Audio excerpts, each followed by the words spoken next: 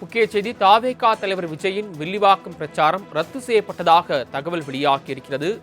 விஜயின் வில்லிவாக்கம் தேர்தல் பிரச்சாரம் ரத்து செய்யப்பட்டிருப்பதாக முக்கிய தகவல் ஒன்று கிடைத்திருக்கிறது.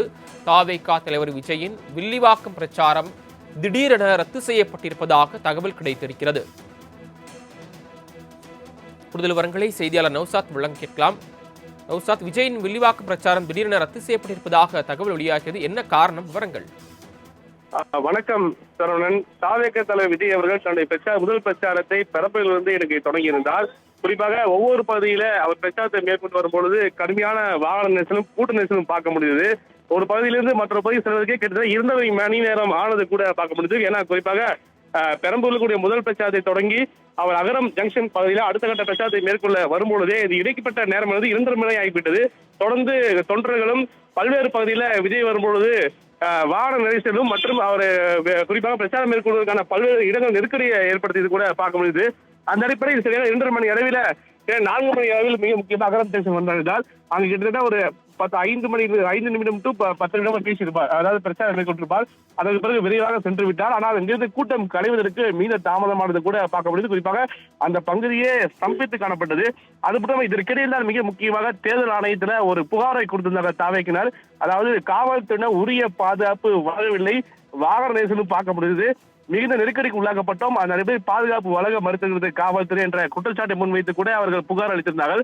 அந்த அடிப்படையில் அடுத்த கட்ட பிரச்சாரத்தை மேற்கொள்ள வில்லிவாக்கம் செல்லும் போது பாதிப்பு ஏதாவது ஏற்படுமா? ஏனால் தேர்தல் நேரம் என்பதால் குறிப்பாக ஏதோ பாதிப்பு அசம்பாவிதம் ஏற்பட்டுவிட்டால் அது மிகுந்த பிரச்சனை உண்டாக்கும். அந்த அடிப்படையில் முன்கூட்டியே அவர்கள் மிக முக்கியமாக இந்த பிரச்சாரத்தை ரத்து செய்திருப்பதாக தகவல் வெளியாகிறது. ஆனால் இரவு நேரம் குறிப்பாக நேரம் இப்போ சரியாக 4 மணி என்றால் அடுத்த இடத்துக்கு செல்வது கிட்டத்தட்ட 6 அல்லது 7 மணி ஆகும், இரவு நேரம் ஆகிவிடும்.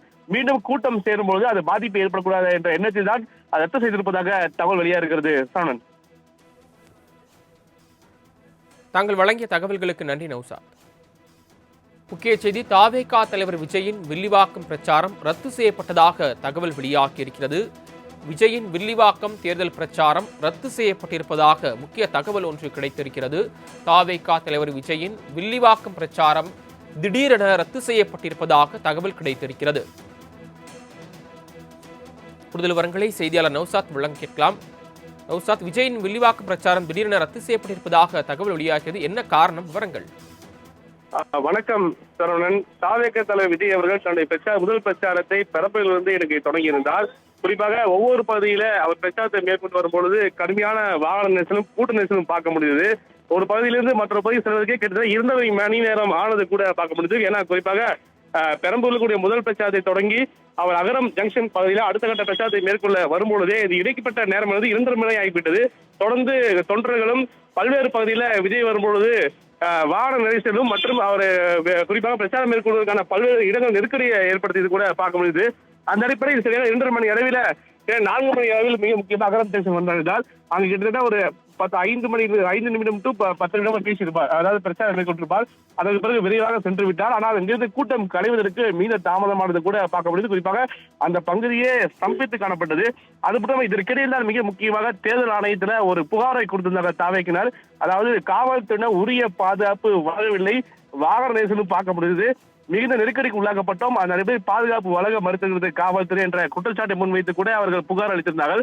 அந்த அடிப்படையில் அடுத்த கட்ட பிரச்சாரத்தை மேற்கொள்ள வில்லிவாக்கம் செல்லும் போது பாதிப்பு ஏதாவது ஏற்படுமா? ஏனால் தேர்தல் நேரம் என்பதால் குறிப்பாக ஏதோ பாதிப்பு அசம்பாவிதம் ஏற்பட்டுவிட்டால் அது மிகுந்த பிரச்சனை உண்டாக்கும். அந்த அடிப்படையில் முன்கூட்டியே அவர்கள் மிக முக்கியமாக இந்த பிரச்சாரத்தை ரத்து செய்திருப்பதாக தகவல் வெளியாகிறது. ஆனால் இரவு நேரம் குறிப்பாக நேரம் இப்போ சரியாக 4 மணி என்றால் அடுத்த இடத்துக்கு செல்வது கிட்டத்தட்ட 6 அல்லது 7 மணி ஆகும், இரவு நேரம் ஆகிவிடும். மீண்டும் கூட்டம் சேரும்பொழுது அது பாதிப்பு ஏற்படக்கூடாது என்ற எண்ணத்தில் தான் அது ரத்து செய்திருப்பதாக தகவல் வெளியாக இருக்கிறது. சரவணன், தாங்கள் வழங்கிய தகவல்களுக்கு நன்றி நௌசாத்.